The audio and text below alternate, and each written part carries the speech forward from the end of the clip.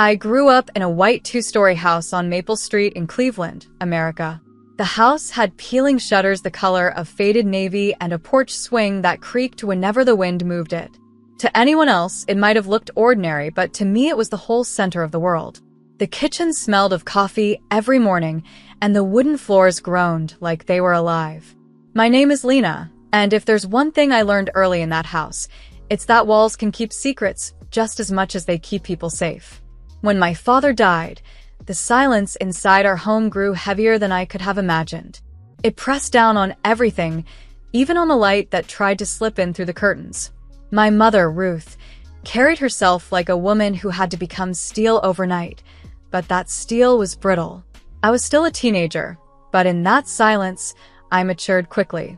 I learned to take responsibility, to guard what was mine, and to keep my life tightly organized, because if I didn't, the chaos of grief would have drowned me.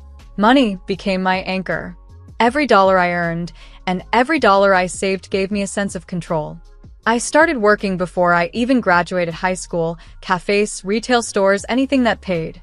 Later, when I was old enough, I took jobs with longer hours, waitressing late into the night, bookkeeping during the day, and even cleaning offices on weekends. I didn't complain because I had a plan in place. By the time I turned 30, I had saved $920,000. I sometimes counted it in my head before falling asleep, like some people count sheep. That number wasn't just money. It was years of saying no to temptations, years of small meals, years of skipped vacations, and years of quietly putting myself first, even when it didn't look like it. Friends used to laugh at me. They'd say, "Lena, come to New York for the weekend." Or, "Let's go to Chicago and see a play." I always smiled and shook my head. "Not this time," I'd say. But what I didn't tell them was that every ticket I didn't buy, every night out I skipped, was another brick laid in the future I was building for myself. I kept the money in a high-yield account, divided between savings and short-term treasury bills.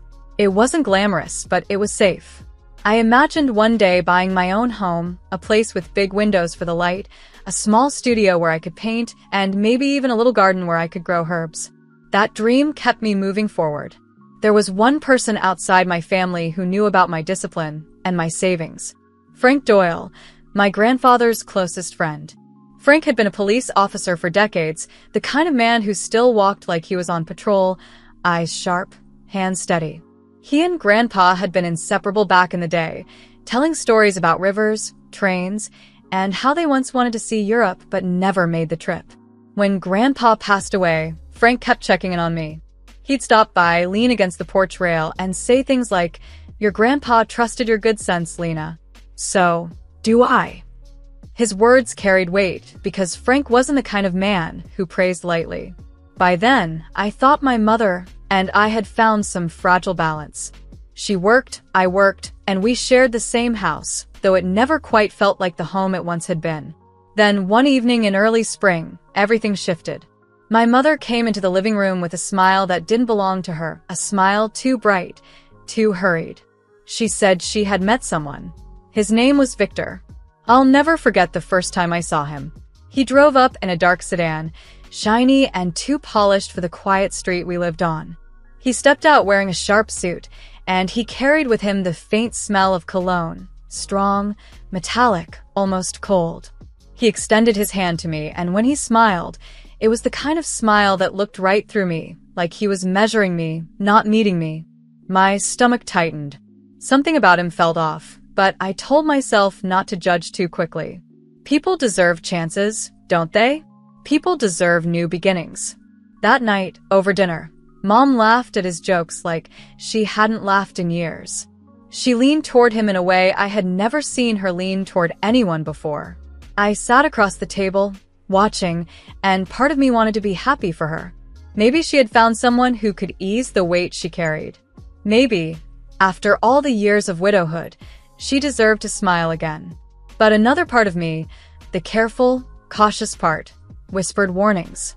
As the weeks went by, Victor started coming around more often. He carried himself with confidence, but it was the kind of confidence that takes up too much space. He'd ask questions about my job, my savings, my plans for the future, questions that felt just a little too sharp. When I gave vague answers, he'd smile like he already knew more than I'd told him. I wanted to tell my mother my concerns, but every time I tried, she brushed me off. "Lena," she said, "you worry too much. He's good for me. You'll see." She wanted to believe in him, and I didn't want to be the reason her fragile happiness cracked. Still, I kept my eyes open. I noticed how quickly she changed when Victor was around. She wore new clothes, styled her hair differently, and even began talking about leaving Maple Street behind. "This house is old," she told me one night. "We deserve better. A new house, a fresh start." Her words cut deeper than she realized. Maple Street was flawed, yes, but it was mine. It was my father's laughter in the kitchen, my grandfather's stories on the porch, my own long nights spent planning my future. A new house might have been her dream, but it wasn't mine. What I didn't know then, what I couldn't know, was how quickly everything was about to unravel. Looking back, I can see the warning signs clearly. The way Victor's eyes lingered on my laptop when I balanced my accounts, the way Mom's questions about money became more frequent, the way they whispered in the kitchen when they thought I wasn't listening. At the time, I told myself I was imagining it. I told myself people deserve second chances, even if they smell like cold metal and smile like predators. I told myself family ties mean something, and that my mother wouldn't cross the one line I thought she respected, my independence. But the truth was waiting, just around the corner, and soon it would come crashing into my carefully built life, like a storm that tears the roof off a house in the middle of the night. It happened faster than I ever imagined. Just 1 week after she first introduced Victor, my mother came home with a ring on her finger and a grin stretched wide across her face. She called him husband, like the word itself was a trophy she had been waiting all her life to hold. I stood in the hallway of our Maple Street house, clutching a laundry basket when she announced it. My heart sank to the floor. There had been no engagement, no waiting period, no quiet reflection. Just a hasty decision tied with a shiny band of gold. Victor walked in behind her, carrying himself like he already owned the place.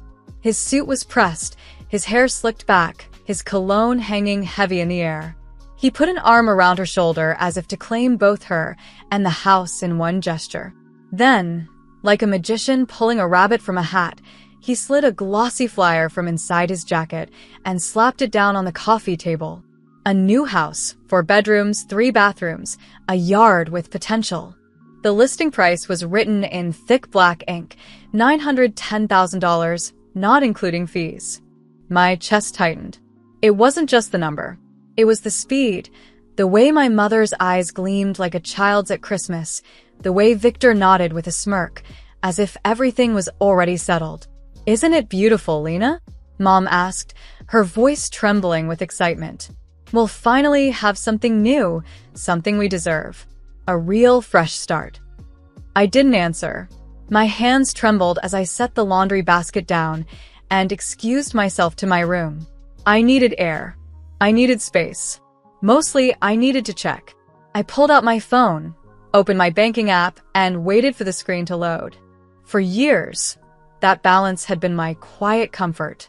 It had been my proof that discipline paid off, that every sacrifice was worth it.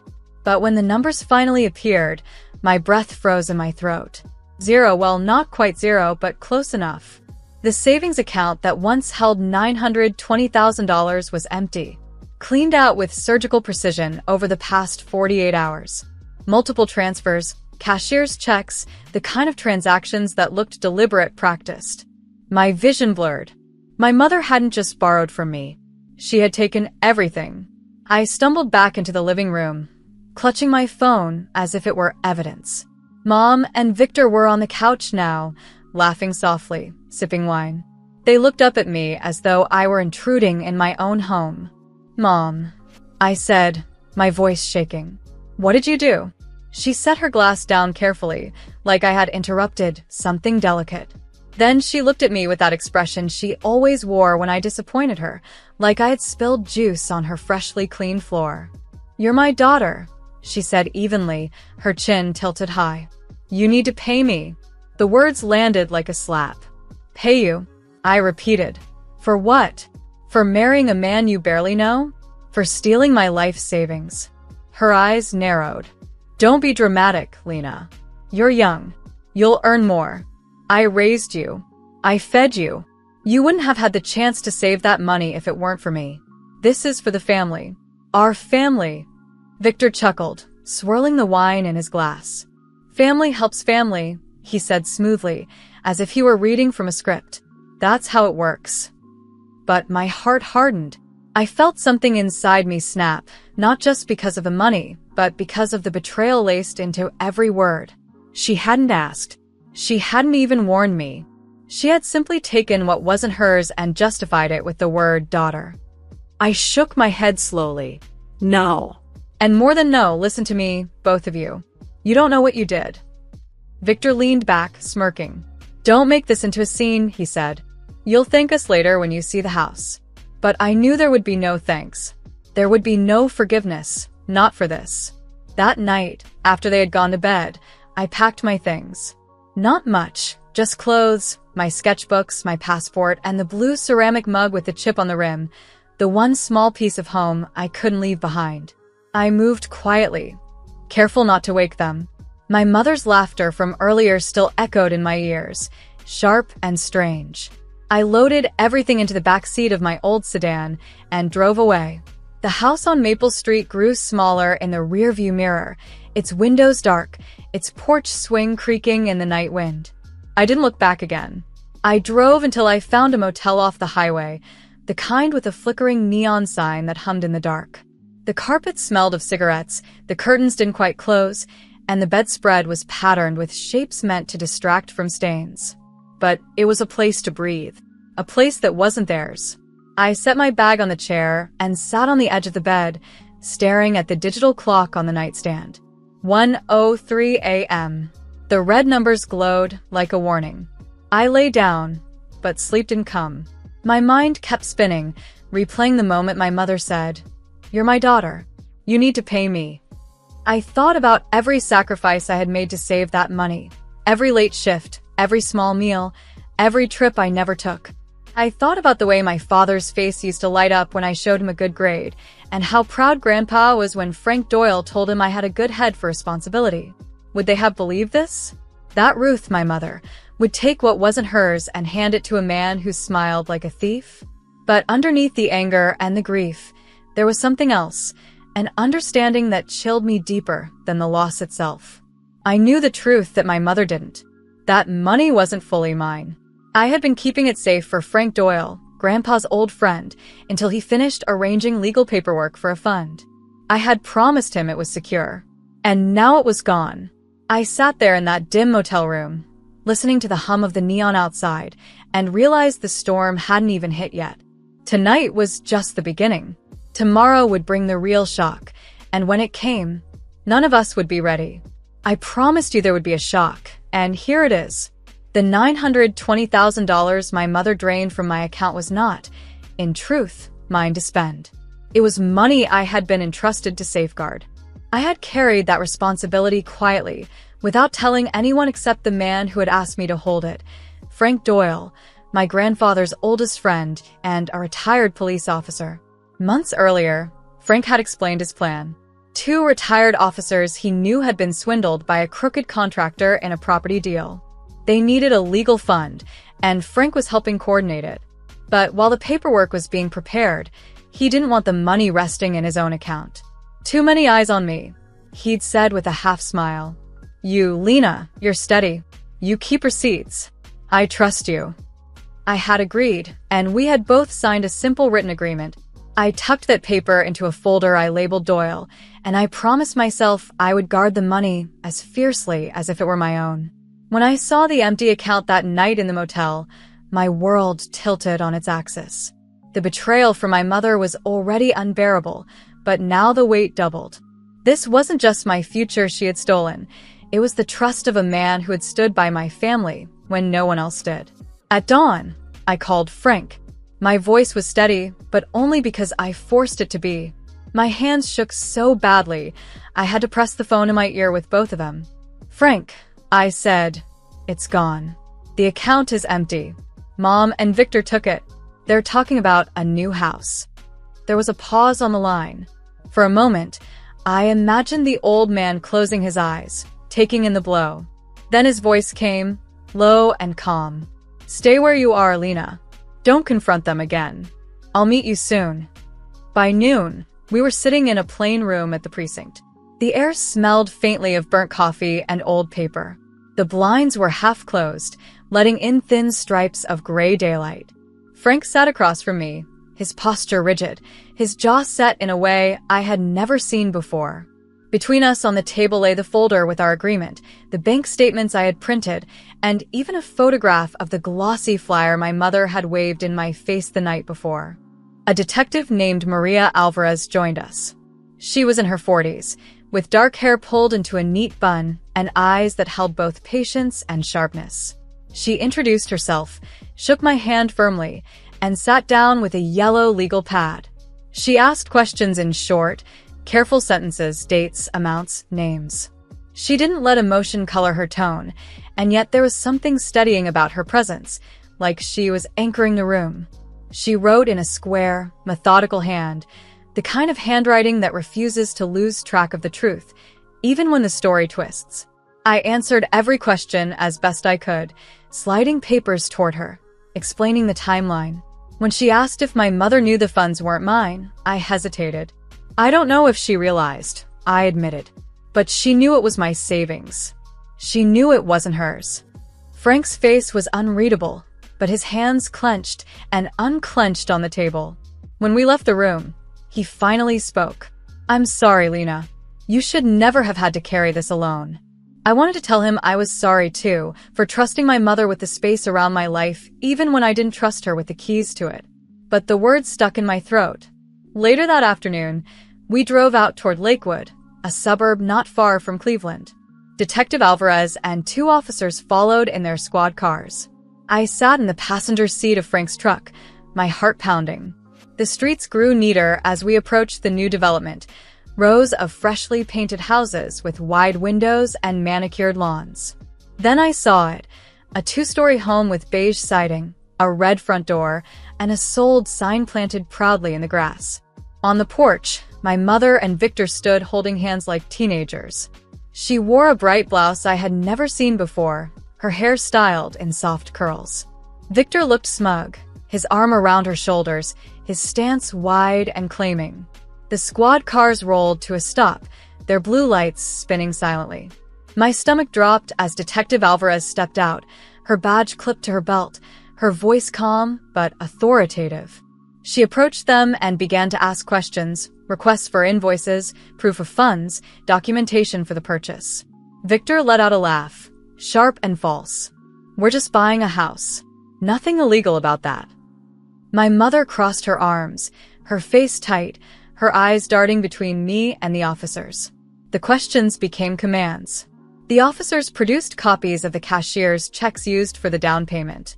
They bore my name, my account, and then came the letter, a typed statement claiming I had gifted the money to my mother. At first glance, the signature looked like mine, but the longer I stared, the more the differences shouted.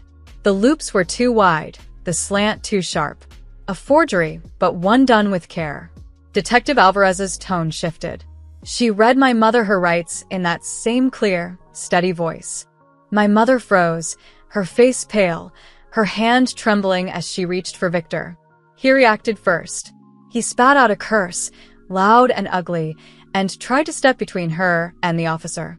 His hand twitched toward his pocket, but another officer caught his arm, twisting it behind his back with practiced ease. The scene unfolded in seconds, quick and efficient, like a door being slammed shut by the wind. I stood frozen on the sidewalk, my heart hammering in my chest.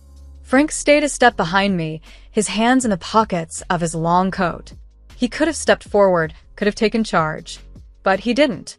He let the process play out, his eyes tired, his jaw hard. When the squad cars finally pulled away, carrying my mother and Victor inside, the neighborhood was silent except for the hum of the wind through the new construction. The red door of the house swung slightly, left ajar in their haste. Frank looked at me then, his voice low. "This is why we have rules, Lena. To protect what matters." I swallowed hard, fighting back the sting of tears. The house on Maple Street had never felt so far away. And though justice had begun to move, the hollow ache inside me whispered that nothing would ever be the same again. The legal process stretched into weeks that felt like whole seasons. Days blurred into one another, filled with court dates, paperwork, and long phone calls I never wanted to make. I stayed with my friend Emily during that time, in her narrow two-story house near the Cuyahoga River. It wasn't grand, but it was warm, and that warmth saved me. Every morning, she made tea and left it by my bed, sometimes with a note in her neat handwriting. "You're stronger than you think." Those small gestures mattered more than I can say. The court moved quickly to freeze the sale of the new house. The funds my mother and Victor had tried to use were traced back through cashier's checks and digital transfers. The evidence was undeniable, and the charges piled up. Forgery, theft, fraud. It was almost mechanical the way the system moved, like gears grinding forward, no matter who got caught between the teeth. I sat in courtrooms with pale walls and hard benches, watching lawyers argue in voices that carried no emotion, as if this were all just paperwork to them. But for me, it was everything. It was my life, my savings, my trust, shattered and dragged into the open. The bank returned what it could, but not all. Some money was gone for good. Fees, penalties, gaps I didn't fully understand. Life rarely balances like a clean ledger. I learned that the hard way. The prosecutor spoke to me on the phone one afternoon, her voice brisk, professional. She used the words restitution and forgery as if they were just part of her day's vocabulary. But when I hung up, I sat at Emily's kitchen table and cried in a way I hadn't cried in years. It wasn't just grief, it was release. The sound came out raw, like a door opening that had been jammed shut for too long. Eventually, I began to think about rebuilding. I didn't want to return to Maple Street. That house had become something else now, more like a picture in a museum than a place to live. You can look at it, remember it, but you cannot touch it, cannot return to what it was. So I started searching for something new. I found it on the west side of Cleveland, a small brick house listed for $265,000. Nothing extravagant, nothing flashy. Just a sturdy place with a patch of grass in the front, a living room that caught afternoon light, and a small room I knew instantly would become my studio. I paid for it with dollars I could prove were truly mine, and when the keys were handed to me, I felt a weight I hadn't realized I was carrying finally slide off my shoulders. The first thing I did was paint the front door green. A deep, strong green that felt like growth, like life returning. I built shelves for my sketchbooks along the studio wall, lining them neatly, like old friends waiting to be opened again. For weeks, I filled the quiet rooms with the sounds of hammering, painting, arranging. Slowly, the house became a reflection of me, not of betrayal, not of loss, but of survival. One weekend, I took the train to Chicago. I needed to step outside my own story, to breathe in another city's air. I wandered through an art show, losing myself in the colors and lines of other people's visions. At a small bookstall, I bought a collection by a British painter for £30. In one of the essays, he wrote that every honest line drawn is a kind of prayer. I'm not very religious, but those words stuck with me. Honesty is prayer. That sounded like something I could live by. When I look out over Lake Erie now, I sometimes still think of Europe. I think of the trains that cross borders without stopping, of maps spread wide with oceans between continents. My grandfather and Frank always dreamed of going, and maybe one day I will too. But this story is rooted here, in America, in the soil beneath my feet, in the neighborhoods where I have learned both the weight of betrayal and the strength of resilience. Sometimes, when I drive through Cleveland, I pass by Maple Street. The old house still stands, its shutters peeling a little more each year. The porch swing is still there, creaking when the wind moves it, singing the same old song it did when I was a child. I never go up the steps. I never cross the threshold. I just stand on the sidewalk and whisper a quiet goodbye to the girl who once lived there. The girl who kept every receipt, every record, believing that if she stayed careful enough, life would not break her. I know now that life breaks everyone sooner or later. The real question is what you choose to keep afterward. Here is what I keep now. I keep the truth that money is not love. It is not safe, but it has a way of revealing love, of showing you who will stand by you when it goes missing. I keep the memory of Detective Alvarez's steady hand on her notepad, the way she listened without judgment, the way her calm presence reminded me that truth has weight even when it feels invisible. I keep the image of Frank's tired eyes, carrying both sorrow and strength, the eyes of a man who had seen more disappointment in people than he ever wanted to, yet still chose to trust me. I keep the kindness of Emily's home, the tea on the nightstand, the extra blanket folded at the end of her couch, the silence she offered without demanding words from me. And most of all, I keep my own voice. The voice that said, "No, you don't know what you did," even when it shook, even when the room went quiet and I stood alone. That voice carried me through. Now, in my new house, I carry a single key on a plain metal ring. No ribbon, no charm, no decoration, just the cut of the steel, simple and sharp, shining like a small moon. Every time I turn it in the lock, I am reminded that this door opens for me, and me alone. That is enough. For now. For today, and in that small act, turning the key, opening the door, I know I am home.